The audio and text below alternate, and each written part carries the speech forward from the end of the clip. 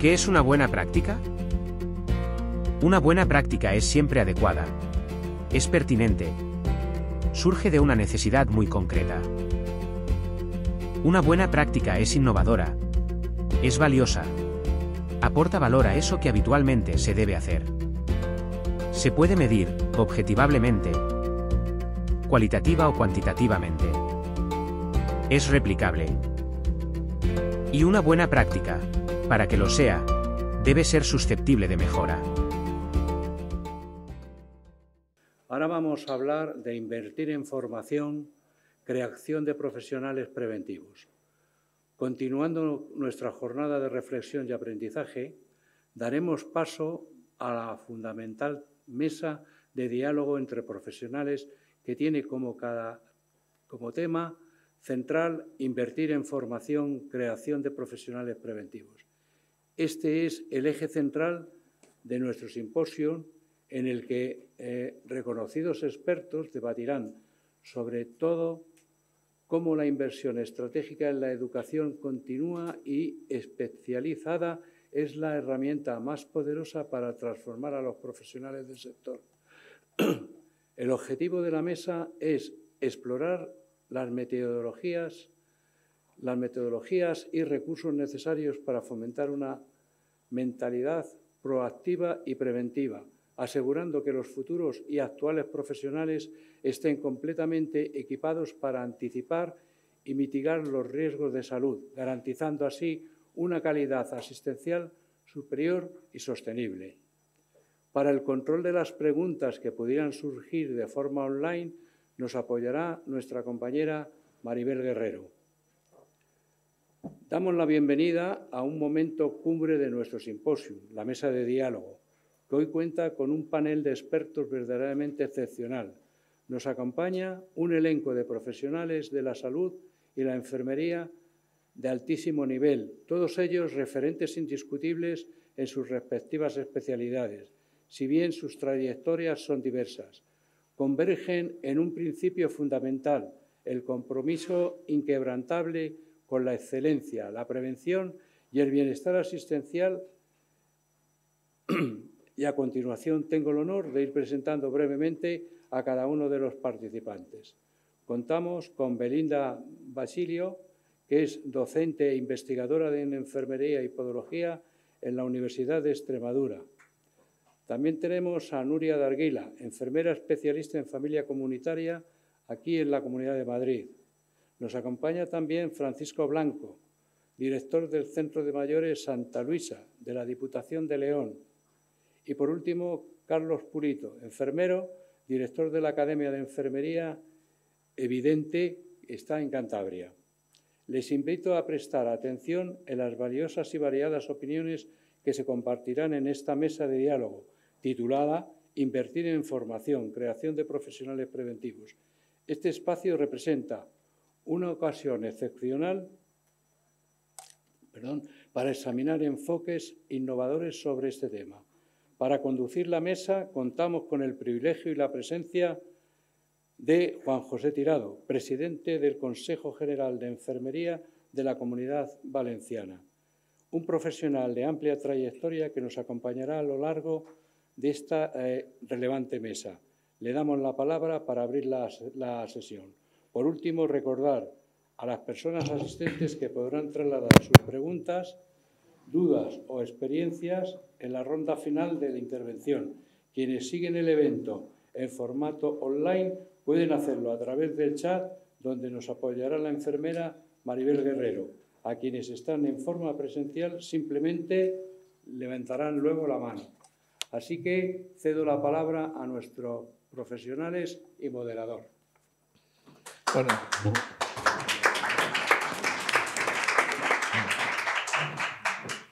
pues muchos buenos días. Muchísimas gracias. Gracias una vez más, Carlos, a todo el equipo por invitarme un año más a estar en esta iniciativa de las buenas prácticas tan importante y cada vez más conocida. Por lo tanto, felicidades.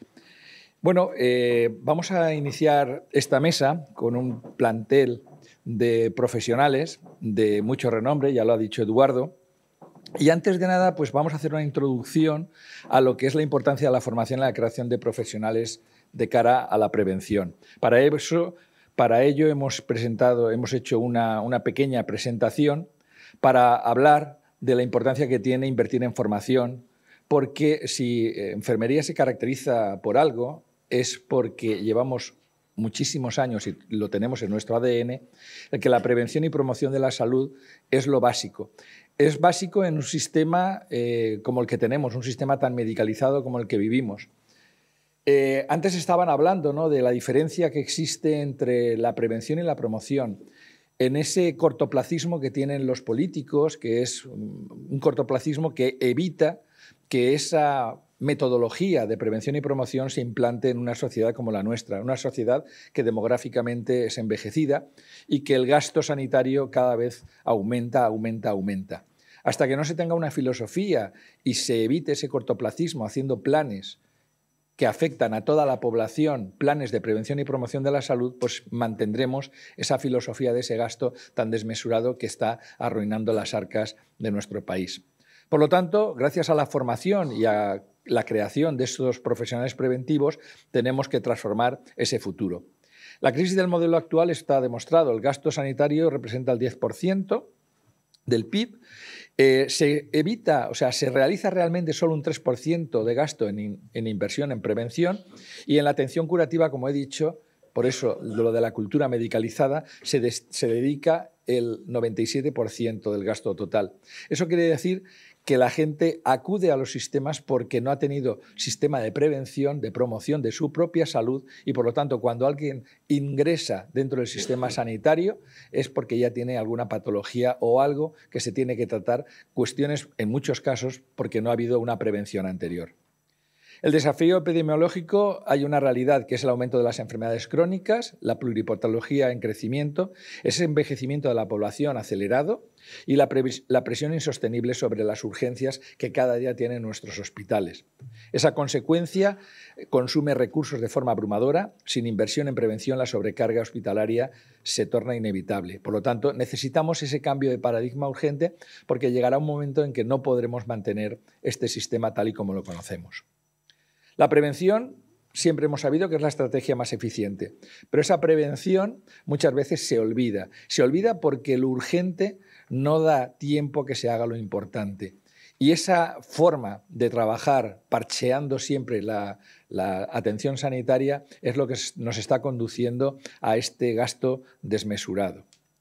Hay modelos ya de éxito internacional en Alemania, en Suecia y en Países Bajos, donde sí que se han replanteado esa filosofía de la prevención y la promoción de la salud y están consiguiendo que esa sobrecarga hospitalaria vaya reduciéndose y vaya menguando ese gasto, como digo, desproporcionado. Eso demuestra que invertir en prevención, pues la verdad es que es una garantía de éxito. El problema de la fragmentación asistencial es otro de los que tenemos. La gente no tiene esa continuidad de los cuidados y se produce una fragmentación asistencial. Todos somos conocedores de las grandes listas de espera para intervenciones, para la atención primaria, etcétera, etcétera. Se gasta mucho más, como he dicho antes, un 97% en paliativo que en preventivo. De ahí que la atención primaria, que tendría que ser lo que más se reforzara, es lo que menos está reforzado. Y eso hace que la gente, por cuestiones lógicas, diga, bueno, pues si en primaria me van a tardar, no me van a solucionar el problema, me van a mandar a un especialista, pues lo que hago es que me voy a puertas de urgencia, y de ahí esa saturación y hace que haya esa sobrecarga. Por lo tanto, la atención hospitalaria es la que más sobrecarga tiene, y luego tendríamos la atención residencial, que tendría que ser una atención de los cuidados. Estaba hablando con Nuria hace un momento precisamente de por qué las residencias adolecen de profesionales, por qué las residencias no están cubriendo con esa necesidad que se tiene. Tenemos que recordar que el 83% de las residencias en este país son privadas y que no hay incentivación para las enfermeras y para las auxiliares. ¿Por qué? Porque tú trabajas en una residencia y no te puntúa para una bolsa general. La gente entonces lo hace de forma muy eventual, me dan un contrato de 3 meses en la Seguridad Social, pues yo me voy a la Seguridad Social. ¿Eso qué hace? Eso va en detrimento de la atención y los cuidados de nuestros mayores. Y por lo tanto es algo que se tendría que revertir.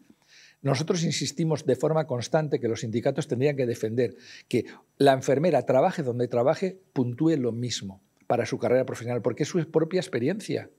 Entonces, no tiene ningún sentido. Una enfermera en una residencia, estoy convencido que hace más cuidados que una enfermera en una sala de un hospital. Y sin embargo, la valoración y el reconocimiento es mínimo. No tiene ningún sentido. Nosotros tenemos las mismas funciones. Lo único que se diferencia es la tarea y la actividad que realizas en cada servicio. Pero las funciones de la enfermería son propias y son iguales, trabajes donde trabajes, aunque trabajes en Mercadona. La formación y la inversión en inteligencia en salud. Pues miren, está el modelo reactivo, que son los altos costos hospitalarios que mantenemos, y la baja inversión en prevención. Tendríamos que pasar a un modelo preventivo donde la formación en enfermería fuera el eje principal de la atención y de la continuidad de los cuidados, y los programas preventivos y de tecnología que ahora mismo se pueden ir implantando. El sistema de salud del futuro tiene que ser preventivo, interconectado y tecnológicamente muy competente. La enfermería no es un mero ejecutor de cuidados, sino el arquitecto fundamental de este nuevo modelo. Y no dejamos de proponer cosas. Siempre estamos proponiendo cosas. La única desventaja que tenemos las enfermeras y enfermeros es que no tenemos capacidad de decisión. No ocupamos puestos de relevancia donde poder ejercer y donde poder exigir lo que realmente necesita la población, ya no solo nosotros, no es una cuestión de corporativismo, es una cuestión de necesidad.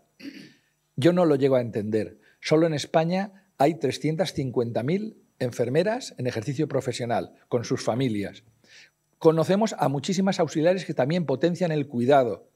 Somos una fuerza y, sin embargo, no sabemos unirnos para reivindicar que haya profesionales de nuestro ramo que puedan tener puestos de relevancia donde decidir y donde poder cambiar estas políticas sanitarias. Por lo tanto, la formación es fundamental. Creando el futuro de la salud, tenemos que generar profesionales preventivos tecnológicamente competentes, coordinados con una formación actual y efectiva con base en el sistema sanitario sostenible y centrado en la persona. Y para ello esta mesa, que cuenta con este plantel de profesionales que van a empezar con una pequeña introducción personal de cada uno, lo que tenga que comentar, y luego, si os parece, pues entraremos en el debate y las preguntas. Para ello tiene, en primer lugar, la palabra la doctora Belinda Basilia. Te dejo, Belinda, para que ya comiences tu speech. Hola, buenos días. Pues yo soy enfermera, como la mayoría de las personas que están aquí con nosotros, y trabajo en el ámbito de la docencia, pero trabajo ahora en el ámbito de la docencia porque he estado durante 20 años dedicándome a la calle, ¿no? A la calle, a la urgencia rural, es decir, al tema asistencial, ¿no? Además, bueno, pues luego, como soy bastante enreda, estudié podología y otras cosas. Y sí que es verdad que cuando inicié el doctorado lo inicié en prevención de lesiones de personas que tenían diabetes, en prevención de las lesiones del pie. Ahí detecté que hay dificultad, mucha dificultad para que un profesional de la atención primaria, ya que se está hablando ahora de esto, ¿no? Y de que se invierte un poco en atención primaria, tenga tiempo en su agenda diaria, al menos en donde yo inicié esta práctica, que fue en un medio urbano, en Plasencia, tuviese práctica para hacer educación, ¿no? Y te planteas ahora, ¿y qué es la educación para la salud? ¿O qué es la educación terapéutica, ¿no? Si hablamos de enfermedades crónicas. ¿Qué es la educación terapéutica? ¿Educamos o informamos? Eso es una cuestión que la verdad que quiero lanzar. ¿Qué haces en tu práctica asistencial? ¿Educas o informas? Porque la educación siempre lleva inmersa una intervención educativa, una intervención para el cambio, ¿no? Y tienes que testar ese cambio. Y ahí es donde se hace prevención. ¿Y qué tipo de educación haces? ¿Haces educación simple o educación compleja? ¿Educas al paciente, a la familia? ¿O también haces una inmersión en los profesionales de tu entorno, como hemos visto en los proyectos, ¿no? que hacían escuelas de familias, pero que también hacían una inversión en tu entorno, o quieres cambiar también y quieres subir arriba, ¿no? A los puestos de mando, a la gestión, y hacer también educación ahí, para que haya esa cascada, ¿no? Que estén educados los de arriba, los del medio y los de abajo, y todos podamos hacer realmente esa prevención, ¿no? Y que no se invierta el 3%, que pueda animarse más a la administración a invertir realmente en esa prevención. Bueno, pues a mí se me han ocurrido un montón de cosas cuando han estado hablando de proyectos, porque yo trabajo en el ámbito universitario y desde allí lo que hacemos o lo que intentamos hacer con los estudiantes en mi centro, yo puedo hablar de mi centro, ¿no?, en Plasencia, es fomentar proyectos de innovación educativa, donde podemos, como decía el compañero, no recuerdo, Jesús, ¿no?, de manera a veces individual o con muy poquita cosa, intentar sembrar semillas. Yo soy una sembradora de semillas en mi entorno con estos estudiantes, ¿no?, que llegan porque deciden hacer enfermería y deciden dedicarse al cuidado y, por tanto, a la prevención. Y yo lo primero que digo es agentes preventivos, somos agentes preventivos. Y intento sembrar semillas, luego ya cada uno irá germinando con proyectos de innovación educativa.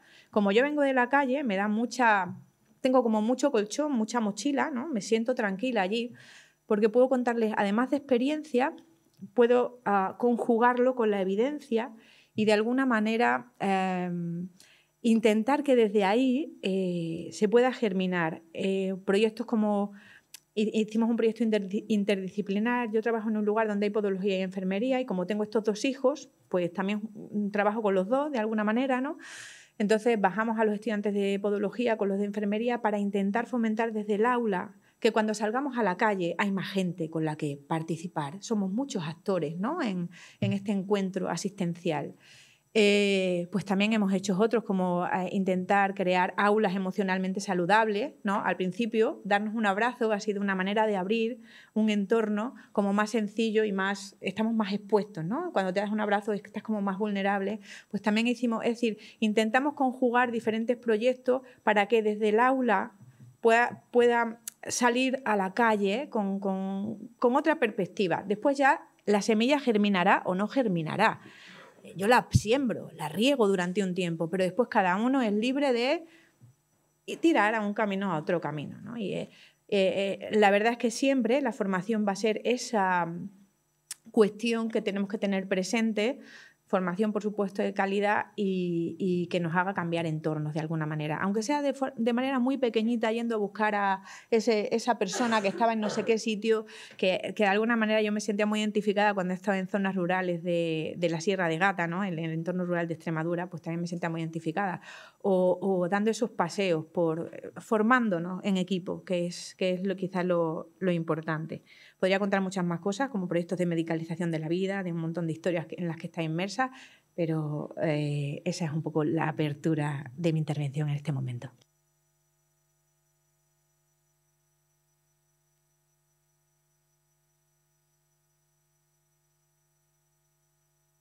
Gracias, Belinda. Ahora tiene la palabra la doña Nuria de Aguilar. Ahí. Hola, buenos días a todos. Gracias por estar aquí, también los que están al otro lado escuchándonos. Y bueno, no puedo más que agradecer otra vez a Carlos. Esta es mi tercera participación dentro de esta convocatoria en la que ya se está estableciendo como un referente.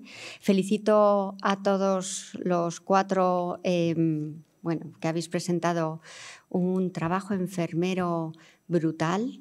A mí personalmente me habéis emocionado. Belinda la tenía al lado y también nos hemos emocionado de que haya liderazgo en los cuidados y liderazgo en estar cerca del paciente y que nadie nos lo robe, porque creo que esa es la esencia de esta profesión y donde tenemos que seguir por esa línea.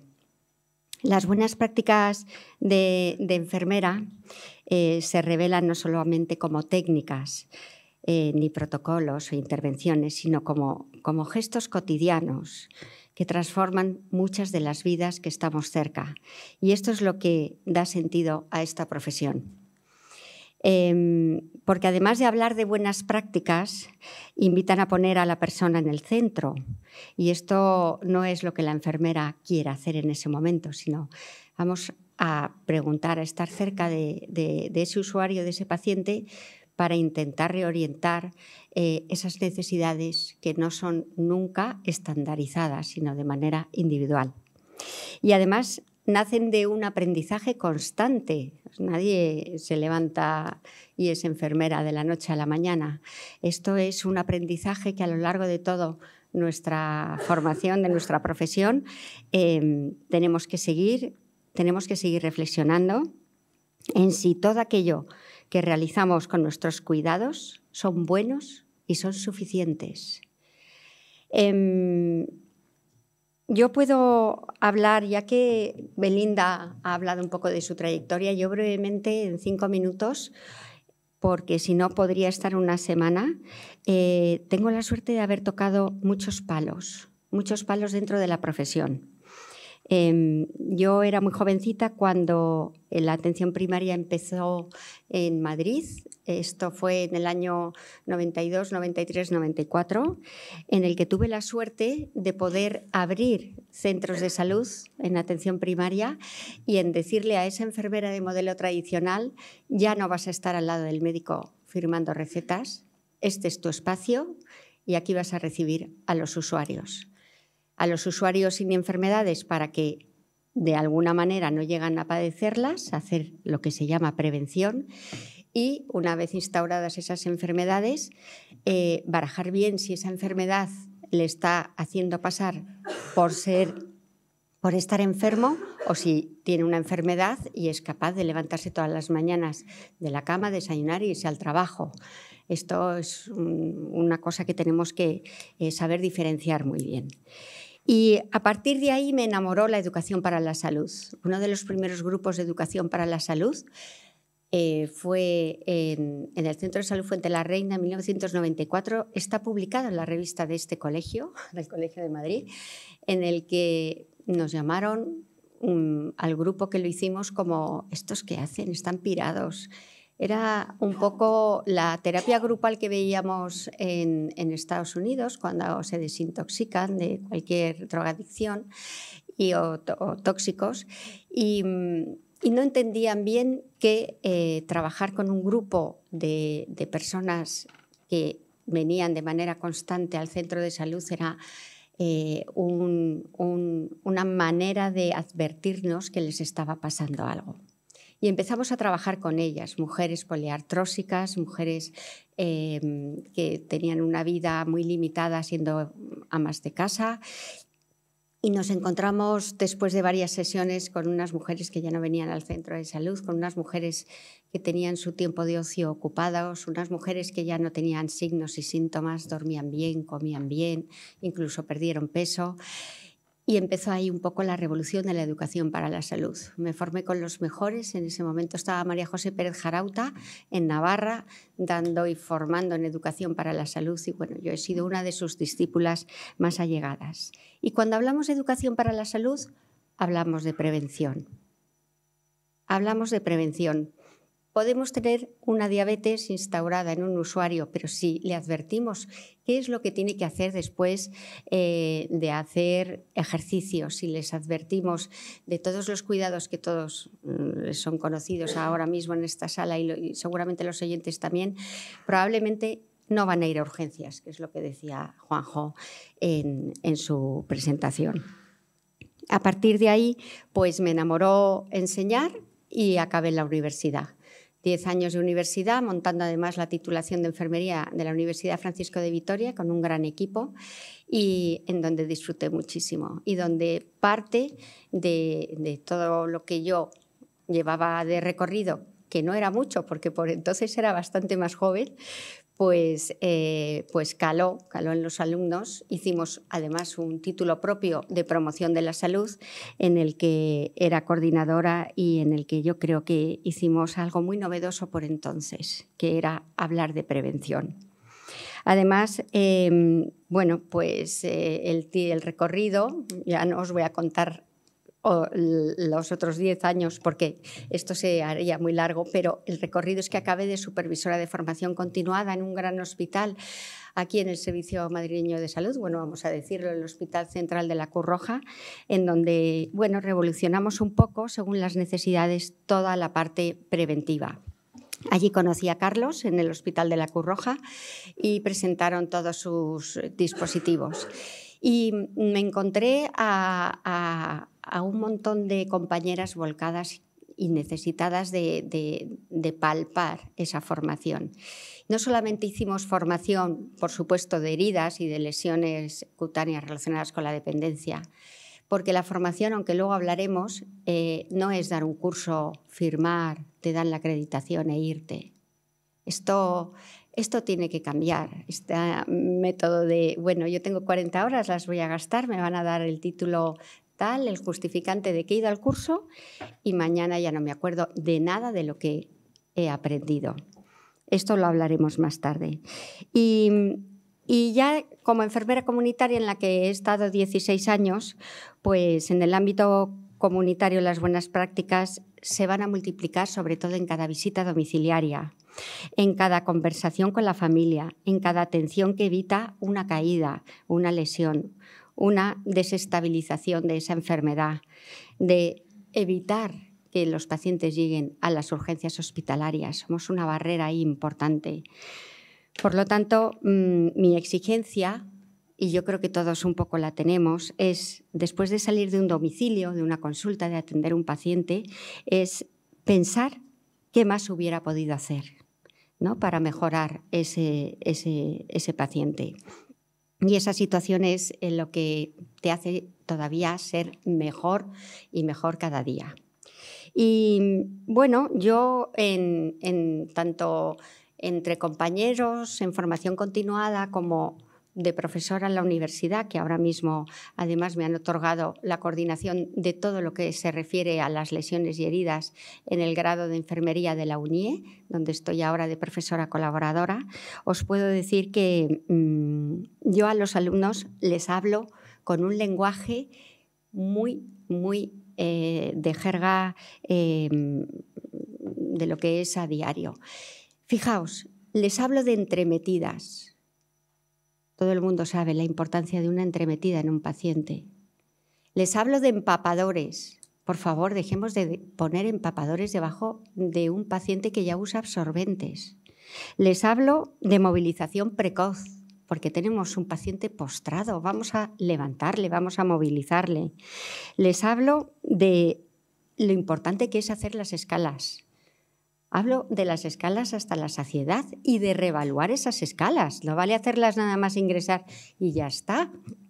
Les hablo también de, bueno, pues de las descargas que hay que hacer en esas lesiones en los pies, de autocuidados. Les hablo de todo esto. Y luego ya lo podemos agrupar y ponerlo bonito. Pero también yo quiero hablar de esto más adelante. Voy a dejar paso a los compañeros porque la realidad en el aula es esta y luego esos alumnos van a la práctica. Y ahí es donde yo, más tarde, si me dejáis, voy a seguir hablando. Así que, nada, os invito a que hagáis algunas preguntas, que veamos un poco la forma de mejorar entre todos y, bueno, nada más. Gracias.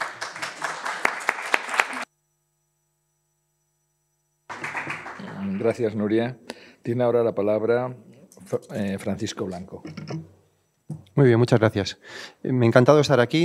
Enhorabuena por la iniciativa, un año más, me parece básica. Ante todo, decir que vengo de León y soy director de un centro sociosanitario público y soy enfermero.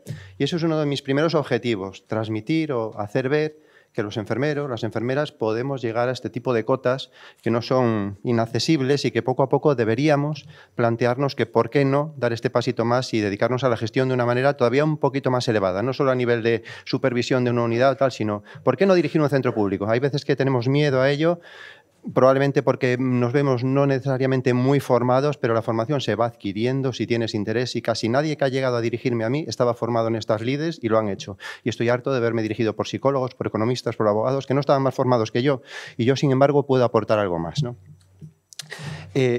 Orgullosísimo de lo que he visto hace un ratito, de los proyectos que los compañeros van haciendo por toda España. Enfermería somos una profesión inquieta y estoy orgullosísimo de todas las iniciativas que ponemos en marcha y que van adelante y que tienen tan buenos frutos como estuvimos viendo, ¿no?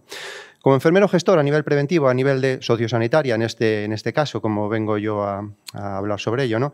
ante todo, hacer ver a la gente con la que trabajo, en el mundo en que me muevo, cuál es el modelo asistencial que tenemos ahora mismo sobre la mesa. Porque llevamos 50, 70 años trabajando con un modelo curativo, un modelo medicalizado, ¿verdad? Y esto ha cambiado radicalmente, incluso a nivel legislativo. Ahora nos movemos, sobre todo en dependencia, en un modelo de atención centrada en la persona. Pues eso me lleva a un trabajo enorme, formativo y mentalizador de todo mi entorno, para que el modelo de trabajo es diferente y tenemos que adaptarnos al nuevo modelo de trabajo y ser realistas con la realidad que está a nuestro entorno, ¿no?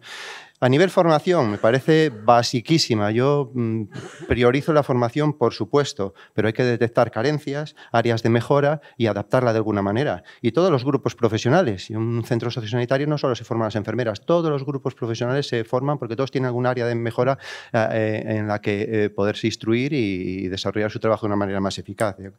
Formación de pregrado me parece básica. Mi centro es un lugar donde alumnos de varias universidades vienen a hacer prácticas con nosotros, y no solo universitarios, también de FP, de modelos formativos de este tipo. Me parece muy importante hacerles ver la realidad de la sanidad en su provincia o en su comunidad, que cuando estamos formando no solo tenemos una palabra que es hospital en la cabeza, y hay muchas más áreas donde se aprende muchísimo. En un centro sociosanitario público grande como es el mío, un alumno de enfermería puede aprender mucho de muchos perfiles profesionales diferentes. Y luego la docencia. Joder, yo no sé si me ocurrió solo a mí, pero cuando salí de la escuela yo llevaba una premisa encima como diciendo: todo lo que aprendas algún día tienes que transmitirlo. Pues durante unos cuantos años he sido profesor asociado y estoy muy orgulloso. Y yo creo que todos los que vamos adquiriendo una cierta experiencia en determinadas áreas deberíamos dejarnos comprometer para ser formadores también de nuestros futuros compañeros. Me parece que aportamos mucho y una visión muy importante, ¿de acuerdo? Como gestor, joder, ¿quién mejor que nosotros para saber las necesidades de material y de aparataje y demás de un centro como el mío, de cualquier otro centro? Pues muy orgulloso de este chico que es de un hospital, que era el encargado de la gestión de material y tal, pero es muy importante. Nosotros sabemos qué necesitamos, cuándo lo necesitamos y en qué cantidad lo necesitamos, ¿no? No sé si aquí hay gente que trabaja en sociosanitaria, imagino que bastante. ¿Cuántos años llevamos diciendo: es que si el usuario no lo puede pagar, pues no lo adquirimos? ¿Cómo no lo puede pagar un usuario? Yo soy responsable de un centro donde sé que hay un porcentaje X de lesiones por presión tipo 1, que hay un riesgo elevado de tal. Tengo que tener una dotación de material importante en mi centro, comprado por mí, por mi centro, con los recursos que tenemos para eso, y ofrecer este tipo de recursos a los usuarios, ¿no? Me parece básico y me parece casi obligatorio. Material preventivo, material rehabilitador y material curativo. Tiene que haber un stock necesario para ello, y con su renovación correspondiente y el mantenimiento correspondiente, ¿no? Nada me vale comprar una cama cota cero y a los 5 años está aquello que no funciona el motor, que no sube, que no tiene. Por favor, hay que invertir en ese tipo de cosas, y como gestor tengo que estar ahí a la que salta, ¿no? Luego, colaboración, el contacto colaborativo, los partners, los proveedores. Tenemos que la continuidad de cuidados, nosotros tenemos que ser una de las piezas que favorezcan esta continuidad de cuidados. Olvidémonos de los enfermeros de enlace porque no aparecen en ninguna comunidad, al menos en la mía no figuran. Y tenemos 3 niveles asistenciales: especializada, primaria, sociosanitaria, que están completamente desconectados. Pues todos luchemos por fomentar un poquito esa continuidad, que el paciente se vea de alguna manera cuidado a través de los distintos niveles asistenciales por los que va pasando. Y nosotros, como responsables, tenemos que favorecer o facilitar de alguna manera todo eso. Y no solo con los niveles asistenciales, con otras instituciones. Joder, si echas una vista atrás a la realidad social que tenemos o profesional, tenemos centros de referencia. Aquí en Madrid, el CEAPAT, Centro de Referencia de Discapacidad, del Mayor en León. ¿Por qué no contactar, entrar en contacto, colaborar, formarnos con ello, pedir opinión, pedir materiales, pedir prestados materiales a esos centros de referencia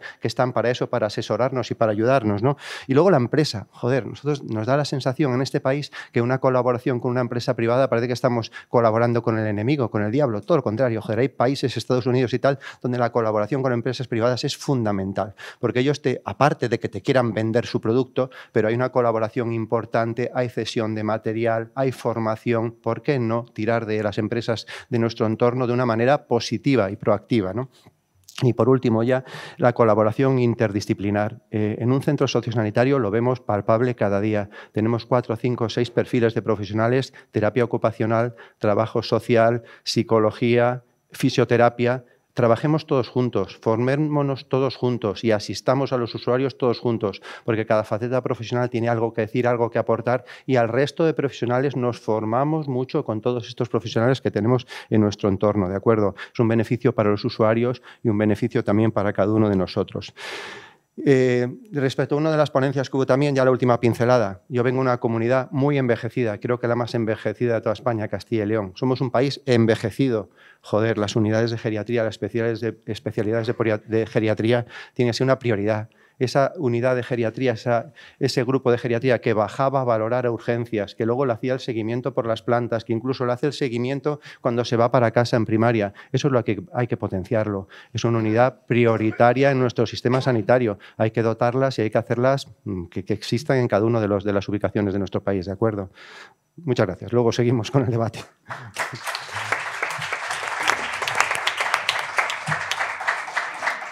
Muy bien. Muchas gracias, Francisco. Y ahora tiene la palabra Carlos Pulito. ¿Qué pasa, chavales? ¿Cómo vais? Cansados. ¿Estamos despiertos o no estamos despiertos? ¿Estamos aquí o no estamos aquí? Vale, bien. Muy bien. ¿Cuántos de los que estáis aquí creéis que la prevención es importante? Levantad la mano, por favor. Vale, mantenerla un momentito. ¿Cuántos de los que estáis aquí entrenáis todos los días? No vale ir corriendo por el pasillo como vamos siempre. Eso para un cardiópata igual, andar es entrenar. Estamos hablando de entrenar de verdad. Pocos. Bien, bien. Hombre, adaptado. Genial. Si tuvierais que contratar a un entrenador, ¿a quién cogeríais? ¿A un tío que está gordo, cheposo o a alguien que está en forma? Alguien en forma, ¿no? La prevención empieza con el ejemplo y hemos venido aquí a hablar de eso. Yo no quería ser enfermero, bueno, ni quería ni no, caí ahí, ni tampoco quiero ser educador. Sin embargo, he caído ahí porque me ha llevado ahí la vida. Básicamente, yo era un tipo que estaba como odiando todo, ¿no? Y al final espabilé y dije, coño, hay que estudiar algo, me gusta lo relacionado con la salud y tal, y caí en enfermería. El primer año dije, madre mía, ¿dónde cojones estoy? Bioestadística, historia. Llegó segundo, hice mis primeras prácticas en un centro residencial, en un geriátrico, en el que posteriormente trabajé, y ahí me enamoré de mi profesión. Ahí entendí el gran sueldo emocional que tiene un enfermero cuando atiende a otras personas y el agradecimiento que recibe cuando es capaz de tener un impacto masivo en su vida. Mi padre me enseñó que quejarse no sirve de nada. Me enseñó que si quieres quejarte de algo, primero haz algo por intentar cambiarlo. Yo me di cuenta que yo tenía a los sanitarios profesionales de la salud en general súper idealizados, eran para mí como superhéroes. No sé si a vosotros os ha pasado, pero cuando eras pequeño era como el médico, la enfermera, dices tú, esta gente hace magia. Luego te metes en el sector y dices, me cago en la puta de oros, espero que no me toque en ningún momento. Eso es lo que no podemos permitir. Entonces, yo tenía esa sensación y me daba cuenta que, claro, cuando alguien a mí me enseñaba algo y yo lo aplicaba, conseguía impactar en las vidas que yo atendía. Y cuando yo enseñaba algo a alguien y él lo aplicaba, impactaba en las vidas que ellos atendían. Digo, hostia, así conseguimos una bola de nieve. Yo decía, qué poco sabe la gente de salud, ¿no? Incluso los profesionales que en teoría sabemos de la salud, no tenemos ni puta idea cuando empiezas a profundizar, porque una de las problemáticas que tenemos con todo esto de la prevención es que no sabemos cómo funciona el ser humano como especie de forma antropológica. Entonces, ¿cómo le vas a dar salud a un animal que no conoces? ¿Cómo le vas a dar salud a un animal que no sabes ni qué cojones es su dieta? Que todavía hay discursos sobre si es vegano, carnívoro, omnívoro o qué. El caso es que hay muchas cosas que están al revés. Y llegó un día que estaba yo sacando al perro y viene un muchacho con su perro, ya sabes, mítica conversación de dueños de perro. Ah, ¿que eres enfermero? Hostia, pues ayer me dolía la barriga, me tomé un paracetamol, joder, no se me quitó a la media hora y me tomé otro. Nada, a la hora me tomé otro. Vamos, que el tipo se había metido como 4 o 5 gramos de paracetamol en 3 horas. Obviamente, si tú tomas tanto paracetamol en tan poco tiempo, te puede fulminar el hígado y la palmas.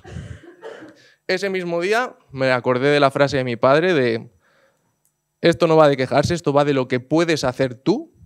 Cogí una cámara y empecé a grabar. El primer vídeo que subí, uno de los primeros, fue los peligros del paracetamol. Dije, algo tengo que hacer. ¿Qué puedo hacer? Pues como muchos de vosotros en los proyectos que habéis presentado os hicisteis esa pregunta correcta y tuvisteis una respuesta correcta, que es, ¿no?, ayudar a la gente en los centros, sacar a la gente de la UCI. Me ha encantado eso. Los ritmos circadianos y las radiaciones electromagnéticas es de lo que más afecta a nuestra salud y la mayoría de sanitarios no lo tenemos en cuenta, así que brillante aquello. Enhorabuena por eso. Y el tiempo hizo que poco a poco cada vez más gente pues empezase a seguirnos por redes sociales y a poder compartir y crear una comunidad de gente que no está amargada, porque la mayoría de servicios dan por el culo básicamente porque no hay Dios quien aguante a nuestros compañeros. Es la verdad. Es que es verdad.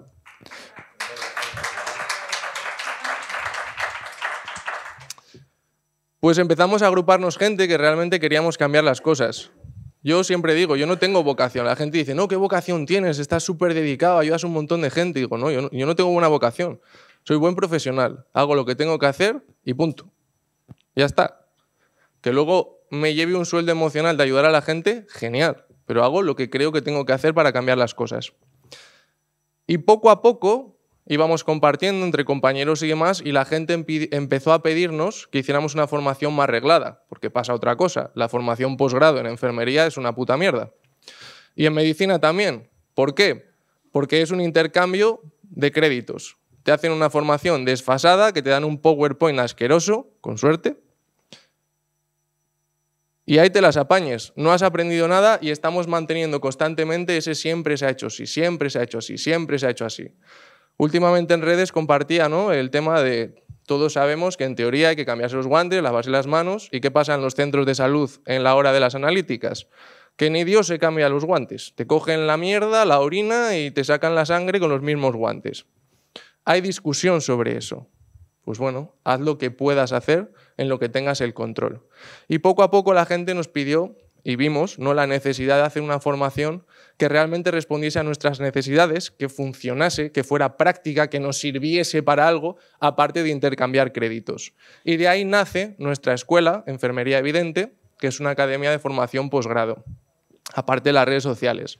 A día de hoy, pues ahora mismo activos creo que tenemos 9.200, ¿no? 9.200 alumnos, hemos formado más de 120.000 por todo el mundo y nos ven más de 4 millones de personas mensualmente. Entonces, esto me llegó haciéndome la pregunta de ¿qué puedo hacer yo para mejorar las cosas? Y aquí estamos precisamente por eso. Antonia, que es alumna de la academia, me dijo, Carlos, ¿por qué no vienes aquí y hablas de prevención y de educación en la prevención? Y digo, pues bueno, hay que ponerse al servicio de la gente, como me ha encantado el compañero, ¿no?, del paisano, e invertir nuestro tiempo, nuestra sabiduría y, sobre todo, lo que hemos dicho, nuestro ejemplo para realmente cambiar las cosas. Gracias.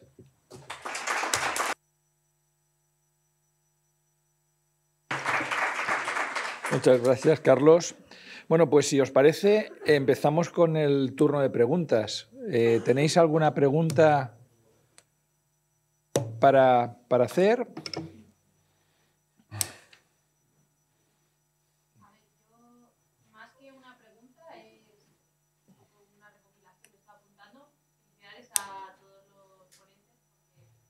Creo que habéis destacado algo súper importante.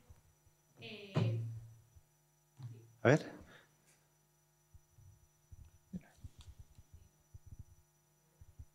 Bueno, no se me oye, grito más. Igual. Que creo que a todos y cada uno de vosotros habéis enseñado algo súper importante, como, bueno, Belinda, la implantación de formación, y una cosa que ha dicho mucho que es importante es aulas saludable. Nuria también, pues bueno, la importancia del liderazgo en todo lo que es la prevención. Francisco, la importancia que tenemos todas las enfermeras en el tema de gestión, que es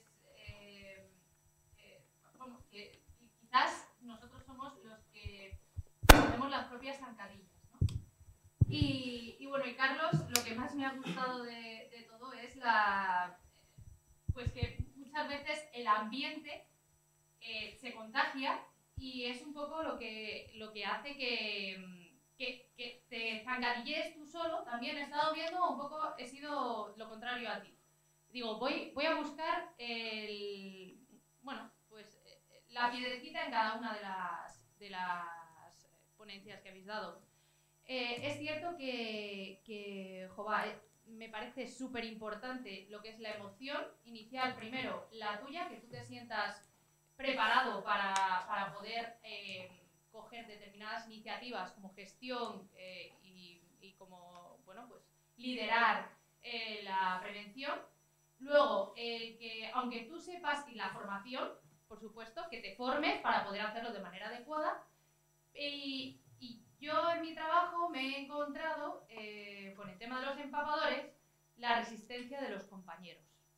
Entonces, es cierto que intentas hacerlo con buen ánimo, con tal, y soy de tu pensamiento, no me gustan las quejas. Tienes que hacer algo, si hay algo que no te gusta, pues lo cambias. O intentas cambiar hasta donde esté en tu lugar.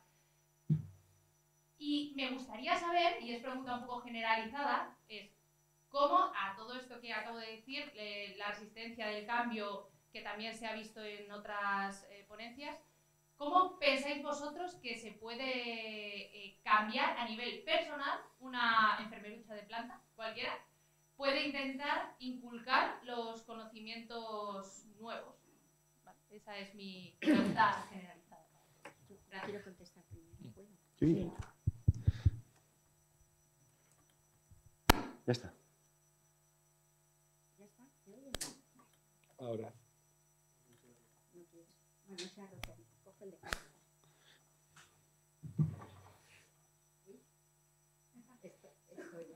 Igual es porque hay varios puestos. Ahora, ya Porque está. hay varios puestos. Bien, de enfermerucha nada, Nuria.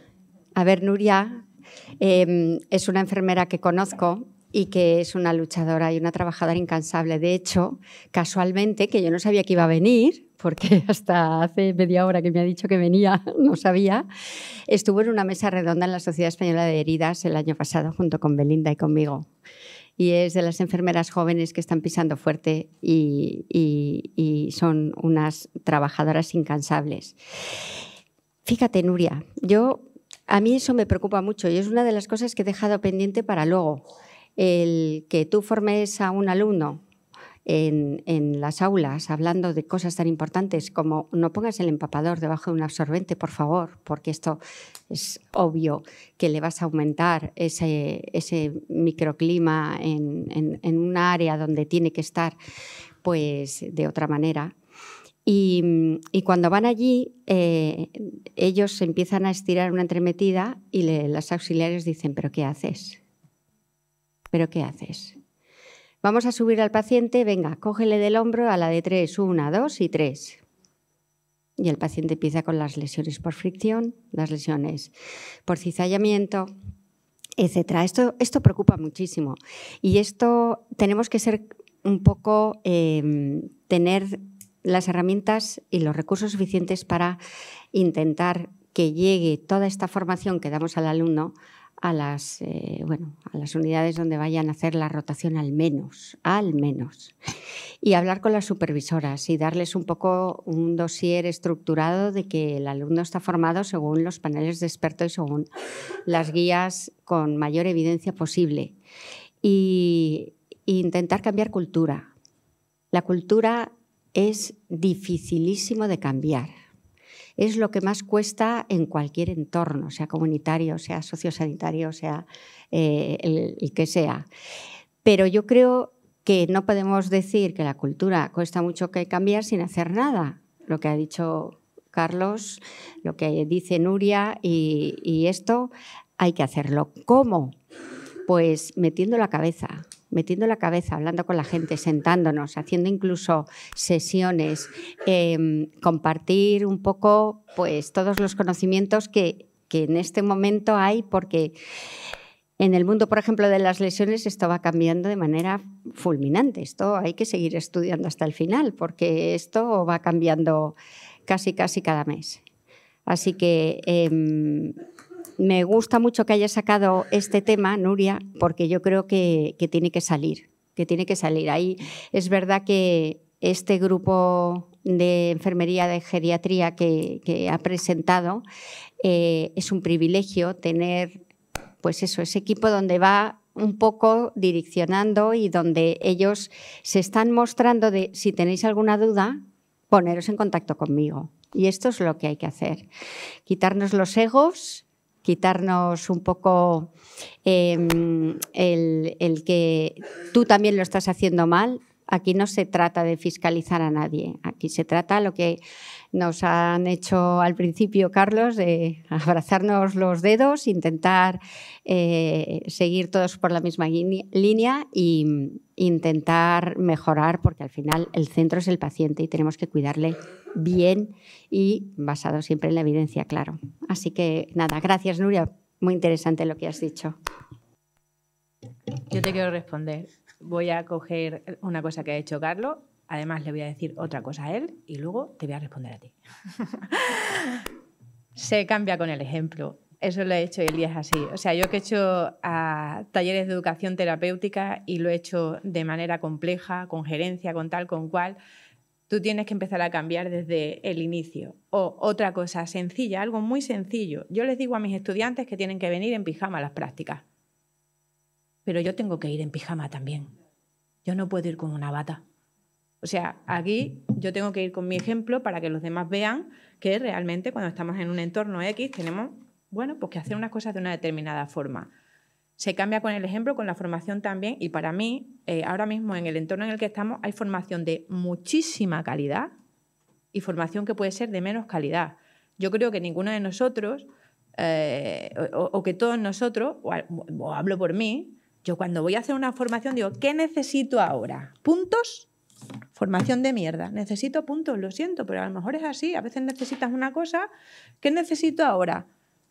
Intento que siempre sea de calidad, por supuesto, en mi caso, pero yo creo que hay mucho abanico, que cada vez hay más y que cada vez hay más formación de calidad. O sea, al menos donde yo me muevo, la formación es de calidad y intentamos que sea así, porque si no, ¿qué estamos haciendo? Si queremos cambiar cosas, hay que intentar hacerlo desde una perspectiva con conciencia y otra cosa. Si yo quiero formar a gente, cuando yo estoy en el entorno, yo me tengo que cuidar. Yo no entreno 7 días a la semana. Primero, porque no quiero, no entreno 4. Pues muy mal. Entreno 4, porque es lo que me permite la vida hacer en ese sentido. A lo mejor la semana que viene o dentro de 2 años digo, ya entreno 7, pero ahora entreno 4.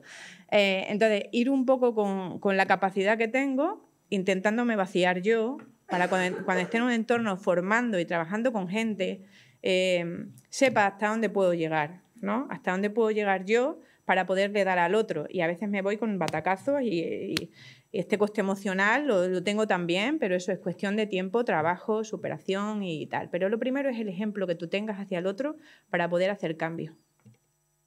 Y respondo también yo 2 palabras. Asistir a foros como este es un poquito de otra manera, pero foros donde hay ponencias técnicas y tal, yo estoy encantado de invitar gente de mi centro y que vayamos a varias personas a exponer alguna cosa que nos interesa o que queremos divulgar.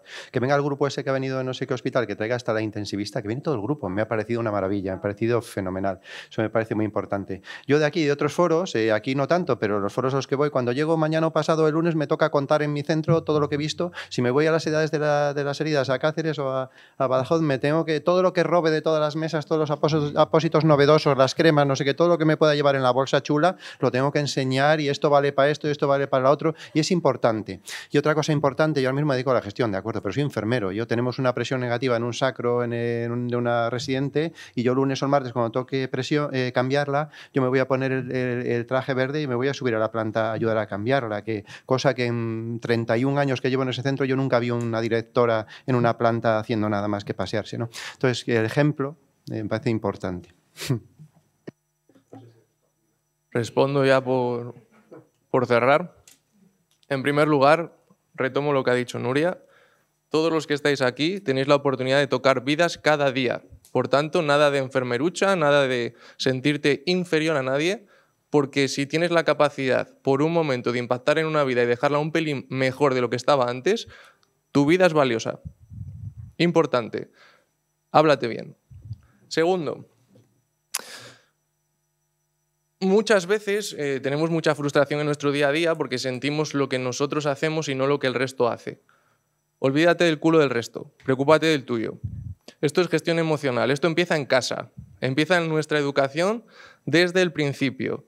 Yo como padre tengo la responsabilidad de transmitir esos valores a mis hijos. Y eso hará que las personas mayores, cuando todos seamos mayores, pues tengamos unos valores y una salud completamente diferente. El germen, la semilla, obviamente es la educación, por eso estamos aquí. Ahora bien, yo que estoy en mi proceso de desarrollo personal y construcción, ¿no? Oye, yo quiero hacer cosas, quiero cambiar las cosas, pero mi entorno es complicado. Primero, únete a un entorno, aunque sea de forma digital, que piense como tú. Has venido aquí, que hay mucha gente que piensa así. Genial, eso ya va a reafirmarte a ti el hecho de no estoy sola. Vale, quizás en este centro, en este servicio, sí. Segundo, hay una cosa que se llama pirámide de Dix, que habla, ¿no?, que lo que más influye al ser humano es el sistema de pertenencia, que esto es lo que solemos denominar entorno social. ¿Qué pasa? El ser humano, por algún motivo desconocido, pues busca sobrevivir y necesita del grupo para poder sobrevivir. Eso quiere decir que vamos a hacer cosas y vamos a renunciar a pensamientos, acciones, etcétera, etcétera, o a simplemente honestidad por encajar, por formar parte. Esto hay que conocerlo, porque hablamos mucho de liderazgo, pero no todos estamos hechos para ser líderes, porque sería un poco raro, ¿no? Sería raro que todos fuéramos líderes. Pues somos líderes contextualmente. ¿Qué pasa? Que aquí nos tenemos que hacer la pregunta de qué está en mi control y qué no. Tú no puedes cambiar la mente de las otras personas, pero sí puedes preocuparte de tú hacer las cosas como consideras que las tienes que hacer. Y yo recuerdo un caso que hemos tenido muchos dentro de la academia, ¿no? Pero igual la conocéis, María González, de Cura con Evidencia, pues se formó con nosotros en el experto en sutura y cirugía menor. Y me acuerdo cuando llegamos a la parte de cómo hacer bloqueos nerviosos en los dedos y demás, que claro, ella justo estaba haciendo la rotación de familiar y comunitaria en un centro de urgencias donde se atendían muchas suturas. Y era, he propuesto hacer la troncular en el dedo y se me ha echado todo el mundo encima. En plan, me han dicho, ¿qué dices? Estás loca, eso es de médicos, no sé qué, tal y cual. Y hay un sesgo que afecta a todos los seres humanos, que es el sesgo de arrastre. Cuanta más gente esté opinando una cosa y hay una regresión a la media, ¿no? A todos nos gusta estar en nuestro área de confort, nuestra rutina, nuestros hábitos. Cuando algo se sale de ahí es como ¡ah! Y cuesta más cambiar nosotros que señalar a otro. Decirle, hey, vuelve tú para abajo, que me haces de espejo, me estás haciendo sentir mal. Es más fácil señalar. Entonces, ¿qué pasa? Que la dije, María, ¿eso es bueno para el paciente? Sí. ¿Sabes hacerlo? Sí. ¿Por qué no lo estás haciendo? Por el resto. Ok. Y dijo, sé por dónde vas. Me comprometo a la próxima vez que venga una persona con una lesión en el dedo, y hablo de persona con lesión en el dedo, que todos hablamos del de la 15, el de la no sé cuánto, el sacro del no sé qué. No, somos personas. A hacerlo. ¿Sabes qué pasó en ese servicio? Que después del siguiente caso que tuvieron, fue todo el mundo arremolinado, los R no sé cuántos, tal, vieron cómo lo hacía, se lo explicó, súper fácil, súper sencillo. En ese servicio, a partir de ese día, todos hacían trocular en los dedos cuando había lesiones en los dedos. Es decir, el poder de tu ejemplo, desde la buena voluntad, desde hacer lo que crees que es correcto, porque tienes los argumentos y lo puedes debatir, cambia todo. No lo infravaloréis, no te infravalores. Tienes esa gran oportunidad en la profesión que ejercemos.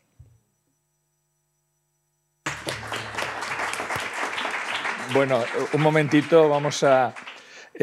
hay unas preguntas también vía online, entonces las vamos a hacer.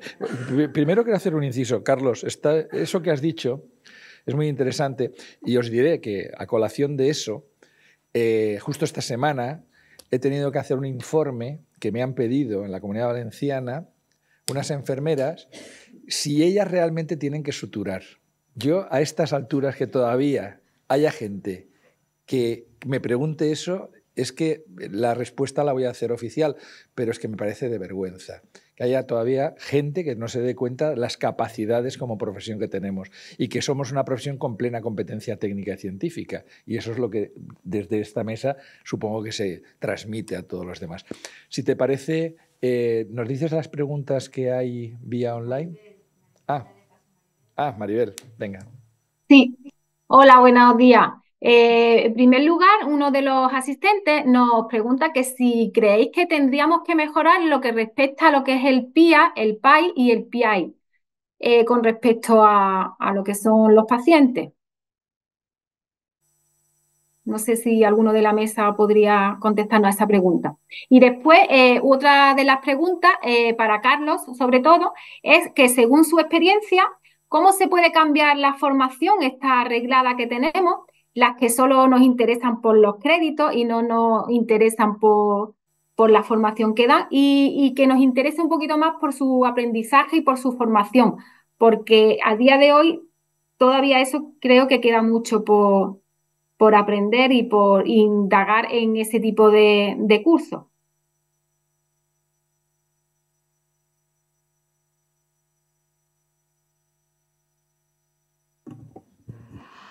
A ver, creo que nos pregunta sobre el PAE, ¿verdad? Bueno, es que sí. El PAE casi ya se ha quedado en el siglo pasado. Vamos a hablar de taxonomía y lenguaje enfermero. Yo creo que hemos saltado un poco a esa parte metodológica que es propia de enfermería y que, bueno, que tiene también sus retractores. O sea, esto es así. Es verdad que el lenguaje un poco yo creo que se creó porque tuviéramos la posibilidad de que todos habláramos el mismo lenguaje, orientado siempre a los signos y síntomas de esos pacientes, que al final con los cuidados que hacemos es en base a esas necesidades, ¿no? Hasta aquí yo creo que no me he equivocado y que esto es lo que pone en los libros. Es verdad que en Estados Unidos la Asociación Americana pues, nos arraiga o nos enseña una metodología enfermera, que es la que ahora mismo creo que es la que en algunos centros se lleva, como es el NANDA-NOCNIC, ¿no? Que son diagnósticos enfermeros, resultados e intervenciones. Es verdad que nosotros estamos obligados a hacer una cosa muy importante, que es el registro. Sin registro no hay continuidad de cuidados, sin registro no hemos hecho nada, sin registro incluso podemos tener un problema judicial importante. Y en esos registros se intenta, de alguna manera, que todos escribamos un poco el mismo lenguaje para poder saber por dónde andan las enfermeras cuando están atendiendo a los pacientes. Nos da igual que sea desde domicilio, desde la parte sociosanitaria, hospitalaria, etc. Y es verdad que todavía no hay sitios donde esto surja, incluso hay sitios que todavía no tienen historia digital, sino que siguen con gráficas de papel y con historias de papel. Entonces, no sé por dónde estamos ni hacia dónde vamos a llegar. Es verdad que en Barcelona también está el ANTIC, que es otro lenguaje, no sé si lo conocéis, que también ha abierto pues el registro en Cataluña, casi todo está ahí. Entonces, al final de lo que se trata es que la enfermera tiene que realizar un plan de cuidados. El plan de cuidados sí que sigue existiendo en la formación, todo el mundo sabe las fases de ese plan de cuidado, y es un poco el tener la reordenación de lo que tenemos que hacer con cada paciente, con cada usuario, y a partir de ahí saber planificar todos los cuidados, evaluar y tener nuestro propio pensamiento crítico, ¿no? Como científicas que estamos y que nuestra disciplina lo es. Yo quería participar también en la respuesta. Bueno, pues en sociosanitaria andamos ya por otra galaxia. En sociosanitaria andamos por la atención centrada en la persona, ¿de acuerdo? Y hoy el plan de atención y vida ha cambiado mucho con respecto a lo que hacíamos anteriormente. Anteriormente hacíamos una evaluación multidisciplinar de cada profesional y cada uno concretaba sus objetivos y eso era lo que era. Iba a misa, ¿no? Pues ahora tenemos que hacer una historia de vida correcta, evaluando al usuario, su historia de vida y sobre todo su proyecto de vida, qué quiere de su vida, cómo quiere que la atendamos y cómo quiere que siga su atención y vida en general, ¿no? Y de ahí surge el plan de atención y vida. Tenemos ya la figura de profesional de referencia, ¿verdad? Una persona normalmente de atención directa, que es la persona que más conoce a esa persona, que más sabe de su vida, que se relaciona con su familia, que hace de intermediario incluso con el equipo de salud.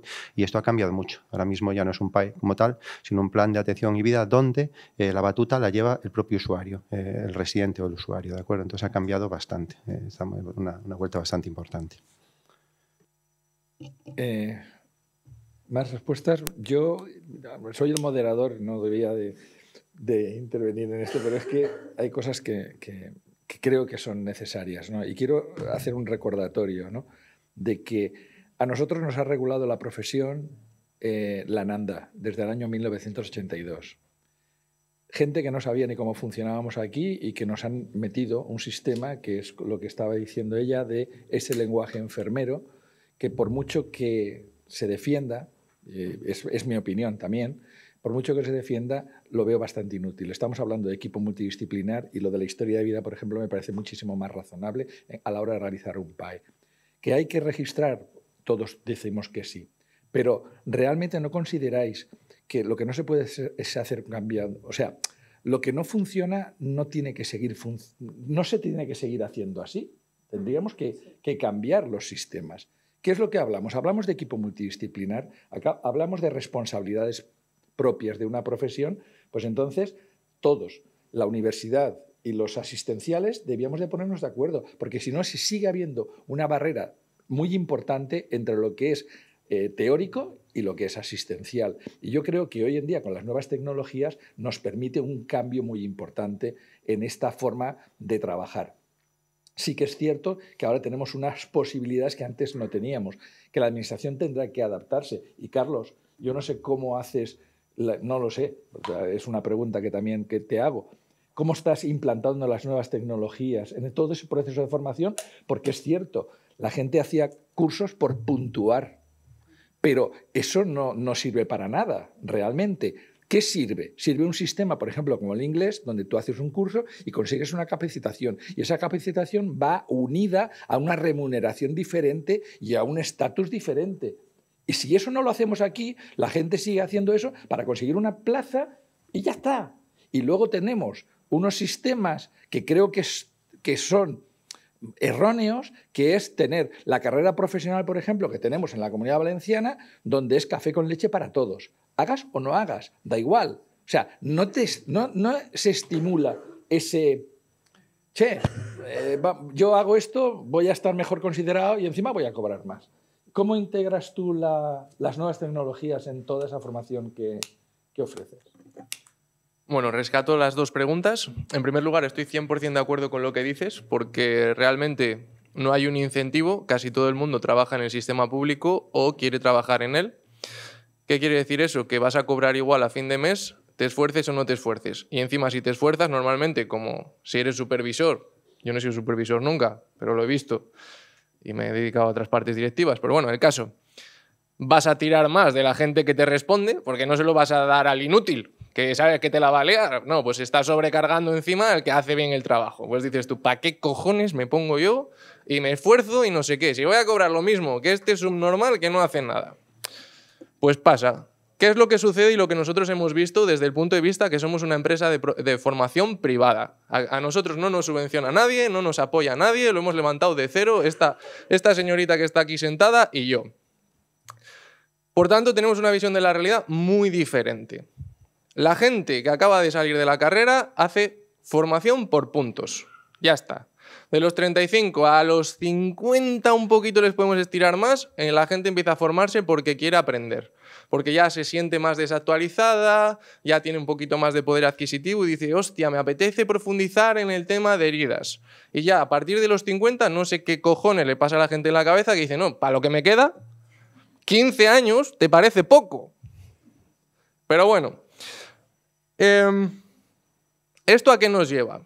Que la gente no es consciente de que las empresas de formación privadas ganan dinero con las oposiciones, no con la formación posgrado.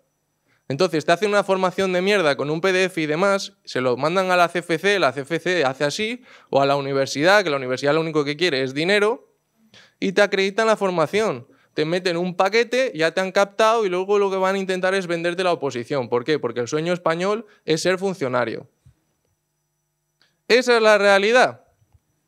Entonces está muy bien hablar de que hay que educar y prevención y su puta madre, pero la realidad del día a día de las personas que lo único que buscan es tener un sueldo a fin de mes, hacer lo mejor posible su trabajo dentro de lo que tal y 1500 excusas para quejarse, pues es esa. ¿Cómo implementamos nosotros la formación y cómo hacemos buenas formaciones de calidad? Lo primero que hay que entender es que cómo aprende el ser humano, qué cosas necesita para aprender un ser humano. Primero, que sea útil. Útil. Que veo formación, el otro día estábamos corrigiendo, ahí que está un compañero mío, una formación de una compañera, empezaba hablando de la historia de los pigmentos de no sé qué movida. ¿Qué cojones haces? Eso no le interesa a nadie, queremos que sea práctico, que resuelva nuestras dudas del día a día. No fisiología del ciclo de Krebs como cuando íbamos a bachiller, que eso no interesa. Entonces, ¿cómo implementamos estas tecnologías? Nosotros diseñamos el plan, lo que vamos a hacer acompañando en un viaje. Oye, voy a aprender a suturar, no tengo ni idea. Pues, ¿qué es lo primero que vas a preguntarte? ¿Puedo hacerlo? ¿Es legal que yo lo haga? Pues coño, es lo que te voy a responder, si es legal o no es legal. ¿Puedo administrar anestesia? ¿Cómo hacerlo? Y montamos un proceso. Y de forma que sea lo más entretenido posible. Entonces, mucha gente dice, no, esas cosas hay que aprenderlas de forma presencial. Efectivamente, tú lees la CFC, la documentación que te da y te dice que una formación de este tipo no puede ser acreditable online. Hemos sido la primera empresa en conseguirlo. ¿Por qué? Por la metodología. Porque vemos cómo aprende el cerebro, qué es lo que necesita la gente, y eso hace que sea tremendamente práctico y útil, de tal forma que acabas la formación y tú te has apuntado con qué objetivo. Porque aquí no nos apuntamos, como él dice, para tener un mejor puesto o ganar más dinero. Me apunto porque tengo la vocación de ser mejor en mi trabajo, no ir cagada cada vez que me viene un paciente que se ha abierto la cabeza y poder atender bien a la gente. ¿Qué consigues cuando acabas la formación? Eso, que es por el cual me he apuntado. ¿Sí o no? Ya está. Pues eso es lo que buscamos. Entonces nos hacemos la pregunta adecuada. ¿Qué necesito para acabar consiguiendo eso? Y hay gente que decía, joder, en la parte de cirugía, por ejemplo, joder, solo me faltaría poder rotar con vosotros. Yo me dedico a la parte online, me han sacado aquí de mi Cantabria profunda, porque normalmente no venía a congresos ni nada. El caso es que dijimos, ¿cómo podemos llevarlo al mundo digital? Porque mucha gente egoísta cree que es mejor presencial. Eso es ser egoísta, porque hay recursos y medios tecnológicos para hacerlo online y llegamos a todo el mundo. Luego la gente de Canarias está ahí olvidada que tiene que ir a Península a gastarse un pastizal para recibir un curso de 2 horas donde te intentan enseñar 515 puntos y no te acuerdas al final de nada. No, lo que necesitas, porque ¿cómo aprende el cerebro una metodología procedimental como es la sutura, por ejemplo? A través de la práctica espaciada y supervisada en el tiempo. Si tú haces un taller de un fin de semana y no lo vuelves a tocar y a repasar y recibes feedback, se te olvida. ¿Cómo aprendiste a conducir? Dando clases y clases y clases y luego lo pones en práctica. Esto es exactamente igual. Nosotros tenemos 8 talleres que están espaciados, que están secuenciados y tienen una lógica. Y la gente decía, joder, me gustaría pasar consulta. ¿Qué hicimos? Pues dijimos, oye, ante esa pregunta, ¿cómo podemos emplear los medios tecnológicos que existen hoy en día para resolver esto? Dijimos, pues vamos a meter, que Antonia lo conoce porque también lo tenemos en la de curas, casos de realidad virtual 360. Nos fuimos con una cámara de 360, de estas que te pones con gafas o que puedes ver en el ordenador moviéndote por todo, con compañeros y profesionales para pasar consulta con ellos. Pues lo hicimos con cura de heridas. Metimos ahí a la gente, pusimos la cámara y tú puedes estar como si estuvieses con los compañeros. Y ellos te van explicando como si estuvieses con ellos de prácticas todo. O sea, solo te falta tocar. Por ejemplo, en el curso de terapia de presión negativa decimos, hostia, algo importante es manejar la máquina. No le puedo poner una máquina a cada uno en casa. ¿Qué decía mi padre? No te quejes, mira a ver qué puedes hacer. ¿Qué hicimos? Nos cedieron una máquina, sacamos fotos de todos los menús, de todos los botones y demás, lo compusimos e hicimos en realidad virtual que tú puedas toquitear la máquina como si la tuvieras enfrente, pero con tu ratón o con tu dedo en el móvil. Pues busca recursos tecnológicos actuales que te permitan aproximar lo máximo posible a lo real, a lo que te vas a enfrentar. Porque sí, te pueden hablar de la historia de la terapia de la presión negativa. ¿Para qué? ¿Para qué si luego me voy a encontrar en un cacharro que solo hace que pitar y no sé? Pues no. ¿Cómo haces una práctica? Pues coges un melón en tu casa, vas al supermercado, coges un melón y te pones con ello. Y eso ya va a darte habilidad procedimental y técnica. ¿Qué hemos hecho? ¿Qué problemática hemos encontrado en los profesionales en nuestro día a día? Pues, oye, hay veces que cuesta acceder a información de forma fiable y rápida, ¿vale? ¿Qué podemos hacer nosotros para ayudar a la gente a resolver eso? Hostia, ¿qué hay nuevo tecnológico? Inteligencia artificial. Coño, ¿y si entrenamos una inteligencia artificial que permita a los profesionales en su bolsillo o en su ordenador, cada vez que tienen una duda, un problema, que puedan preguntarles y les dé una respuesta adaptada al contexto? Es lo que decía antes. Yo necesariamente no quería ser enfermero, empresario o formador. Es una respuesta a algo que creo que aporta valor al mundo. Entonces, hay que ser conscientes de cómo funciona la psicología humana. Cuando salimos queremos puntos. ¿Por qué? Porque es lo que premian. O sea, conceptualmente está muy bien el tema de la formación posgrado. Está muy bien. Oye, los profesionales necesitan reciclarse. Ya, pero si pones una baremación, como él decía, que te da puntos para subir en una lista, te eligen a dedo y no valoran si eres buen profesional o no, pues es el resultado que tienes, porque no hay un incentivo posterior de yo soy mejor profesional, me formo, etcétera, etcétera, y subo de rango, como él decía. Que creo que esto, por ejemplo, en Inglaterra sí es así. Entonces, ahí está. El problema muchas veces es estructural. Muy bien, estamos un poquito fuera de tiempo, pero creo que hay una pregunta más online, si os parece, Maribel. Sí, mira, ¿qué ventajas e inconvenientes vemos en la formación online y en la formación presencial? De manera resumida, ¿nos puedes comentar?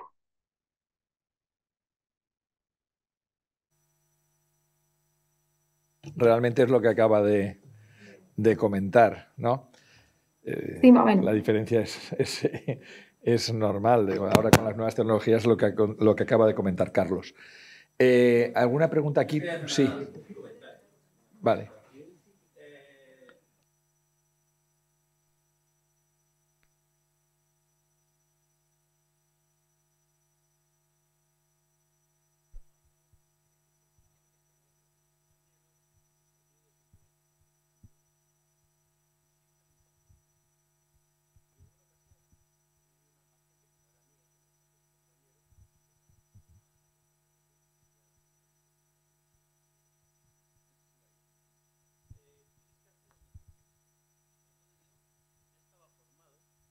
Pero me dediqué a formarme más. Digo, vale, dame unos meses, yo voy a seguir curándote, la herida va muy despacito, yo voy a investigar. Investigué y terminé hablando con Elena Conde. Y le dije, Elena, mírame esto, ¿qué opinas? Dice, hazlo. Y sobre todo, recuerda, solo. Bueno, pues lo hice y fue con el compañero, con el médico, me estuvo ayudando y quedó una avería grande, una herida hermosa. Y quedó muy bien, quedó prácticamente la señora recuperó, está estupenda. Y dije, coño, este caso lo voy a preparar y se lo voy a enseñar a mis compañeros en los jueves de por la mañana que tenemos casos clínicos. Digo, los voy a llevar. Parecía que les hablaba de subir a la luna en bicicleta. Dice, ¿qué me estás diciendo? ¿Qué estás haciendo? ¿Qué? Digo, no, esto, porque fíjate las ventajas, no hay dolor, se cierra mejor.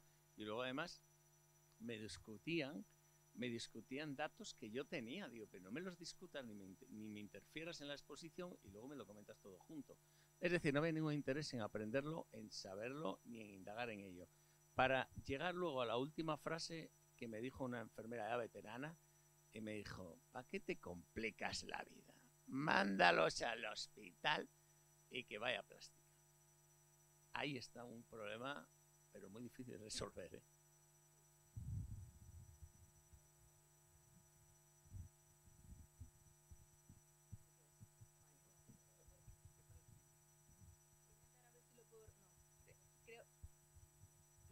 A ver, ¿se me oye por aquí? Vale.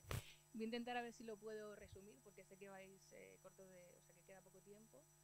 Me ha parecido muy interesante todos los aportes que habéis hecho en general. Me parece que es una cosa que suma a todo el mundo. Quiero decir, este cambio de mentalidad en enfocarse en la parte humana de las personas, en el esfuerzo de los profesionales y todo, creo que hace un cambio global y que afecta a todos los sistemas en general. Esas son mis felicitaciones para todos los que habéis colaborado aquí. Y lo que quiero plantear es algo que me parece interesante y, bueno, yo por lo menos no lo he visto y creo que es importante.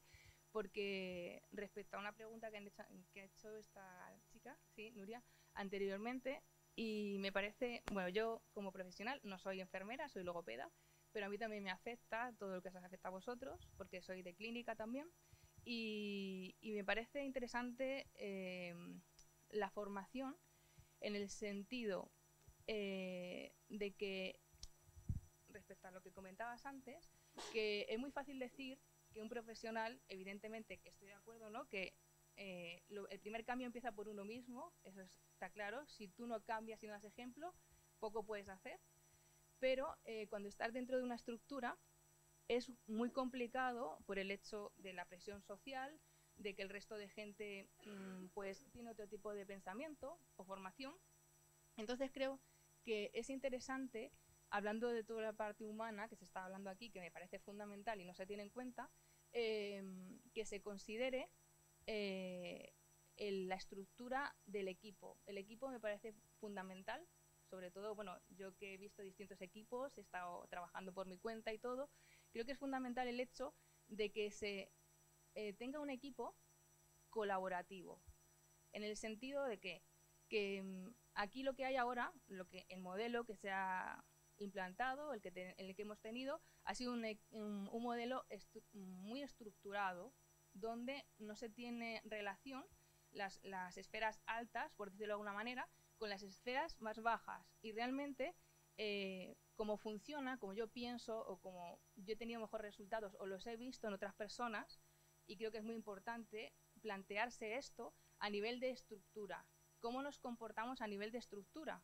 Porque yo puedo tener muy buenas intenciones, o esta chica puede tener muy buenas intenciones, muy buenos proyectos, pero si no tenemos una estructura colaborativa donde las distintas estructuras nos ponemos en común, yo pienso que hay aquí muchas trabas para que una idea interesante de cualquier persona que trabaja, porque conoce el funcionamiento de un hospital, de un centro, lo que sea, pues pueda aportar su granito de arena, que puede ser algo muy interesante a la hora de la mejora personal.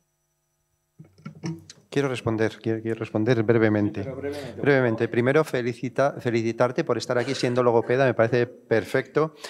Te voy a poner un ejemplo práctico del día a día de hoy, de antes de ayer. Yo trabajo en un centro sociosanitario, no tenemos logopeda. Yo sé que en el CRE del Mayor, que tenemos en León, un centro de referencia estatal, tienen logopeda. Hemos firmado un convenio de colaboración, cada X tiempo desplazamos allí a un residente para que nos lo valore, el tema de disfagia, nos dé pautas y tal. Está dentro de mi equipo, son sinergias, no pertenece a mi centro, pero me busco la vida, pongo los medios, pongo el transporte para que podamos contar con la colaboración de un personal que aunque sea externo a mi centro, es alguien que me hace falta. El sistema de salud de León no considera a los logopedas dentro de... Bueno, pero lo tengo en un centro que depende del Inserso, pero con el que puedo colaborar. Y funciona. ¿Por qué no? Pues adelante. La pregunta de la compañera al final. Y así ya concluimos el turno de preguntas. Bueno, yo como sé que vamos mal de tiempo, voy a transformar la pregunta en una reflexión. Soy de esas... yo soy intensivista, de las que ya está amargada con el desarrollo de la profesión y del día a día, que ya ha hecho los cursos correspondientes y que ya se ha resignado a predicar con el ejemplo. Entonces, soy el prototipo de lo que estamos definiendo aquí. Creo que como intensivistas vemos la gota de enfermedad que desborda el vaso de acúmulo de enfermedades y de falta de prevención en la evolución de un enfermo. Me ha encantado todas estas charlas, todo el predicar con el ejemplo, pero por favor, no decaigáis los que tenéis un puesto donde podéis ser seres muy influyentes en vamos a darle otra vez la vuelta a la tortilla, vamos a quitar que la atención primaria, sea de medicina o de enfermería, no sean los patitos feos, vamos a impulsar desde ahí y vamos a educar a la población para que no se piense que el hospital es café para todos, la UCI hace milagros, por la puntita de iceberg que yo veo. Y como ya estamos así, solo animaros a que sigáis desde enfermeros que han llegado a directivos o todos los que estáis ahí, sea promoviendo cosas, hacerlo así, porque como bien decían otros compañeros aquí, predicamos con el ejemplo, pero no llegamos a mucho. Y para hacerlo bien necesitamos una base sólida y eso solo va desde altos cargos. Muchas gracias. Yo quiero añadir algo ahí. Sí. Porque todos los cambios sociales empiezan de abajo. Eso es un descargo de responsabilidad hacia arriba. Todos tenemos la responsabilidad y podemos hacer mucho. Entiendo que estés amargada y que ya haya pasado ese cupo. No te preocupes, lo haremos por ti. Bueno, y para terminar, Carlos quiere decir alguna cosa. Solamente una pequeña también reflexión en el siguiente.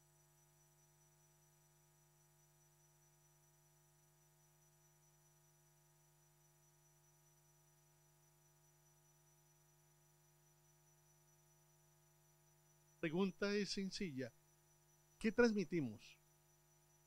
¿Experiencia o solo conocimiento? Porque la experiencia forma más que el conocimiento. Puedo conocer muchas cosas, pero no tener la experiencia. Ahí es donde creo que es importante que veamos algo. Y sobre todo a nivel de los profesionales de la salud, aunque me sumo a lo que se estaba diciendo, todos tenemos una responsabilidad. No preguntemos qué puede hacer el país por nosotros, sino qué podemos hacer nosotros por el país. Es decir, qué podemos aportar para que se genere un cambio. Me ha parecido excelente una transmisión de experiencia de todos, pero permítanme, con respeto, hago énfasis en algo, y es de este varón que no conocía, pero que está haciendo un trabajo en el campo, allá en aquella zona vacía, como lo decía él. Qué valor tan interesante, pero ojo, eso es experiencia. Experiencia. Porque salimos de la universidad con una formación, pero normalmente salimos con poca o ninguna experiencia. Y la experiencia es el fundamento de la renovación de algo que decía la compañera Jay, si me permite ese término, y es la necesidad de cambiar nuestra manera de pensar, para que cambie nuestra manera de vivir. Muchas gracias. Gracias. Bueno, pues como dices bien, Carlos, es una de las cosas de esta, si os dais cuenta, de esta mesa podían salir muchísimas mesas de debate. Una de ellas la acabas de introducir. ¿Cómo alguien docente puede dar docencia sin tener práctica asistencial? Es otro debate también muy interesante que debíamos también poder tener.